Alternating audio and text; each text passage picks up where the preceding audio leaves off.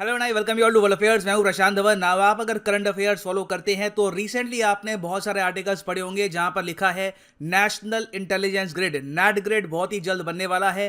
PM of India इसको launch करेंगे और आतंकवाद से लड़ने में ये भारत का एक बहुत ही इंपॉर्टेंट वेपन होगा। नाउ ये क्या है, किस तरीके से काम करेगा, जरूरत क्यों आन पड़ी, सब कुछ हम यहाँ पर डिस्कस करेंगे कि इंडिया का 3,400 करोड़ रुपए का नेट ग्रिड प्रोजेक्ट क्या है और रॉ आईबी जो हमारी वेरियस इंटेलिजेंस एजेंसीज हैं ये कैसे इसको इस्तेमाल करेगी। ना आगे बढ़ने से पहले आपसे एक क्वेश्चन पूछूंगा। हाल ही में जो ब्रिक्स देश हैं, Brazil, Russia, India, China, south Africa, इन्होंने अडॉप्ट किया है counter terrorism action plan for the first time ever. आपको बताना है कि आतंकवाद से लड़ने के लिए जो ये एक्शन प्लान है ये किस कंट्री की चेयरमैनशिप के अंडर अडॉप्ट किया गया है, चाइना, रशिया, इंडिया या फिर साउथ अफ्रीका। कमेंट सेक्शन में करिए आंसर। सही आंसर मैं आपको दूंगा वीडियो के अंत में। नाउ जो ये आइडिया है नेट ग्रिड का ये शुरू हुआ था 26/11 हमलों के बाद। 26/11 हमले आप अगर देखो तो एक बहुत ही बड़ा इवेंट था इंडियन हिस्ट्री में। इस आतंकवादी हमले के बाद इंडिया की इंटेलिजेंस एजेंसीज ने, हमारी सरकार ने जेन्युइनली सोचा कि ये हो कैसे गया। पाकिस्तान से आतंकवादी यहाँ पर सीधा मुंबई में आ गए, ये इतना बड़ा टेररिस्ट अटैक कर दिया। उसके पहले भी आप अगर देखो आतंकवादी हमले से पहले डेविड कोलमैन हेडली नाम का एक इंसान था, वो पूरे इंडिया में आराम से घूमता गया, कई बार ताज होटल में भी गया, उसने कई फोटोज ली और डेविड कोलमैन हेडली काफी बार इंडिया से जाता रहा पाकिस्तान में और फिर पाकिस्तान से जाता रहा यूएसए में। और एक आदमी जो इतने अजीब तरीके से लगातार कई महीनों से ट्रैवल कर रहा है, हमारी इंटेलिजेंस एजेंसीज ने उस पर भी कभी शक नहीं किया, उसने भी चुपचाप अपना काम कर लिया और उसी के बनाए हुए प्लान्स पर बाद में पाकिस्तानी आतंकवादियों ने भारत पर अटैक किया। तो जो 26/11 के हमले थे वो सिर्फ 3 दिन का इंटेलिजेंस फेलियर नहीं था, it was an intelligence failure of many years. और इसीलिए जब ये अटैक हुए उसके बाद उस वक्त के हमारे जो गृह मंत्री थे पी चिदम्बरम, इन्होंने डिसाइड किया कि भारत के इंटेलिजेंस नेटवर्क को ओवरऑल अपग्रेड करने की आवश्यकता है।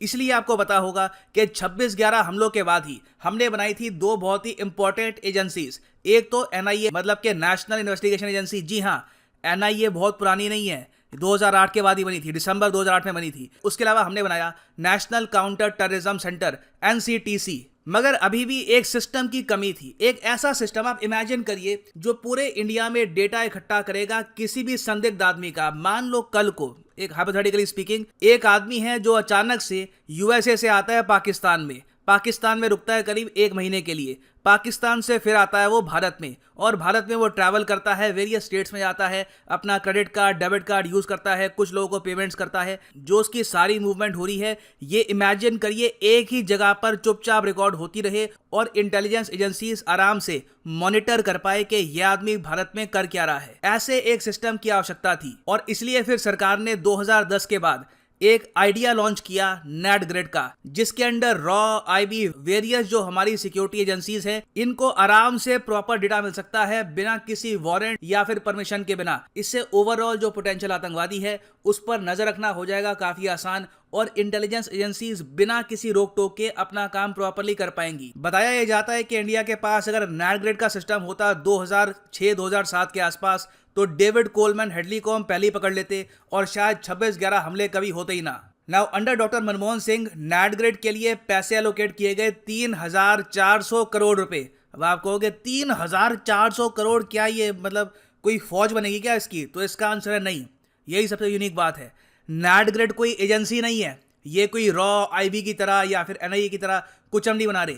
ये बहुत ही सिंपल भाषा में एक औजार है, ये एक डेटाबेस का कंपाइलेशन होगा। इसके हेडक्वार्टर्स होंगे, सर्वर्स के लिए एक अलग से सेंटर होगा, वो सब मैं आपको बताऊंगा। मगर जो ये 3,400 करोड़ है इससे भारत अपनी इंटेलिजेंस एजेंसीज को काफी स्ट्रांग बनाने वाला था। मगर ये जो पूरा प्लान है अचानक से रुक गया, इस पर काम ही होना बंद हो गया। पैसे एलोकेट कर दिए गए, डिसाइड कर लिया गया कि बनाना है, नाम भी यहाँ पर तय हो गया, मगर इसका जो काम है फिर 2012 के आसपास बिल्कुल स्लो डाउन हो गया। फिर जो नई सरकार बनी 2014 में, उन्होंने डिसाइड किया कि नेट ग्रिड को वापस जिंदा करो, इसकी आवश्यकता है।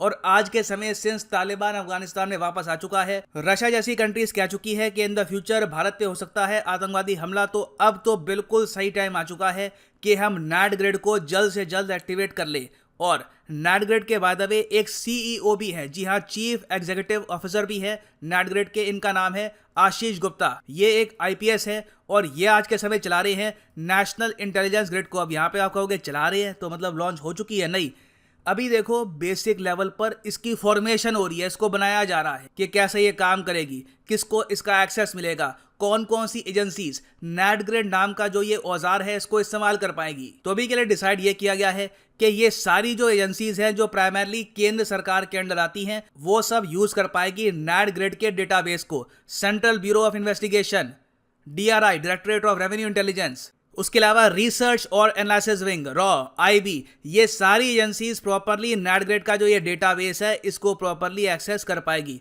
और NADGRADE का एक हेडक्वार्टर भी ये डेवलप कर रहे हैं, ये ऑलमोस्ट कंप्लीट हो ही चुका है दिल्ली में। और उसके अलावा एक डेटा रिकवरी सेंटर भी ये बना रहे हैं इन बेंगलुरु। तो इन वेरी सिंपल वर्ड्स, कल को अगर मान लो एक आदमी है वो बड़े अजीब तरीके से शॉपिंग कर रहा है, लगातार कई महीनों तक वो गायब रहता है, अचानक से सामने आता है, क्रेडिट कार्ड या डेबिट कार्ड से लाखों रुपए की शॉपिंग करता है, कुछ अजीब सी आइटम्स परचेज करता है, फिर गायब हो जाता है, इंडिया के बाहर अजीब तरीके से ट्रैवल करता है, उसकी बेसिकली जो मूवमेंट है बहुत ज़्यादा सस्पिशियस है। तो उसका जो भी डेटा है, जो भी उसके पास क्रेडिट कार्ड है कहाँ से आया, उसके पास डॉक्यूमेंट्स कौन से हैं, उसका क्या पास ट्रैक रिकॉर्ड है, ये इमीडिएट बेसिस पर बता देगा NADGRADE, IB या फिर वेरियस एजेंसीज को। ना यहाँ पे आप पूछोगे हमारी जो स्टेट गवर्नमेंट्स हैं उनके पास भी खुद की काफ़ी जगह आतंकवाद से लड़ने के लिए एजेंसीज बना रखी हैं, वो सब यूज़ करेगी NADGRADE को? तो इसका आंसर है नहीं।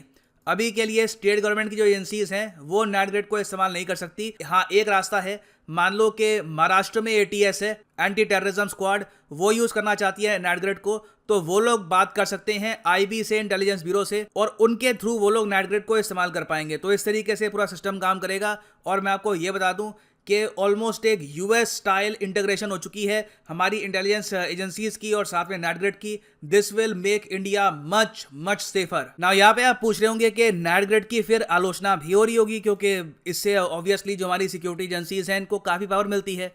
तो देखिए, हाँ बिल्कुल आलोचना हो रही है। कई लोग कह रहे हैं कि लोगों की प्राइवेसी का क्या, इससे बेसिकली आप IB को बहुत ज़्यादा पावर दे रहे हैं, तो कल को वो जासूसी कर सकते हैं, किसी की भी इन्फॉर्मेशन लीक हो सकती है, वो सब खतरा अपनी जगह नहीं है। तो देखिए कुछ हद तक है, मगर वो हर देश में है। ये सिस्टम आपको फ्रांस में मिलेगा, US में मिलेगा, यूरोप में मिलेगा, ऑलमोस्ट हर देश में मिलेगा। ये आप कह सकते हैं एक स्मॉल प्राइस टू पे है for the safety of our citizens and our country. ना वापस आते हैं अपने क्वेश्चन पे कि ब्रिक्स ने हाल ही में counter terrorism action plan adopt किया है under the chairmanship of which country? तो सही उत्तर है यहाँ पे ऑप्शन सी, इंडिया। यहाँ पे आप देखोगे BRICS has adopted counter terrorism action plan, prime minister Modi said. और ये तब किया गया था जब ब्रिक्स समिट होस्ट करा था भारत वर्चुअली। और फाइनली अब मैं ये भी ऐड कर दूं कि अनअकैडमी के कॉम्बो ऑफर और वेरियस UPSC कोर्सेज में मेगा सेल चल रही है 13 से लेकर 17 तारीख तक। सिंपली जाओ यहाँ पर कमेंट सेक्शन में, यहाँ पे क्लिक करो लिंक पर। और वैसे आप अगर देखो तो जो UPSC कॉम्बो पैकेज है जिसके अंडर आप UPSC प्रीलिम्स, मेंस, ऑप्शनल की तैयारी कर सकते हैं, इसका प्राइस आपने नोटिस किया होगा हमेशा 3000 के ऊपर रहता था, मगर ऑलरेडी आप देख रहे हैं कि it is around 3000 rupees right now per month की यहाँ पे मैं बात कर रहा हूँ। इस पर आप अगर कोड लगाओगे PG10 तो आप एक बहुत ही ज़्यादा कम प्राइस पर सिर्फ 2777 रुपीज़ पर मंथ में आप परचेज कर पाओगे अनअकैडमी का UPSC कोर्स। सेम टाइप का जो डिस्काउंट है ये लगेगा अनअकैडमी GS सब्सक्रिप्शन पर, जहाँ पे ऑप्शनल की तैयारी नहीं होती मगर बाकी जो पार्ट्स हैं प्रीलिम्स और मेंस ये कवर होते हैं। यहाँ पे भी आप अगर देखोगे जो प्राइसेस हैं ऑलरेडी 2700 दिख रहे हैं, तो इस पे भी आप अगर लगाओगे कोड PG10 तो प्राइसेस और ज़रा कम हो जाएंगे। तो ओवरऑल ये एक मैसिव सेल है। This will last from 13th of September to 17th of September. So use the code PG10 and save your hard earned money. So इसी नोट के साथ ये है यहाँ पर वीडियो कांत। Thank you for listening and as always god bless you all.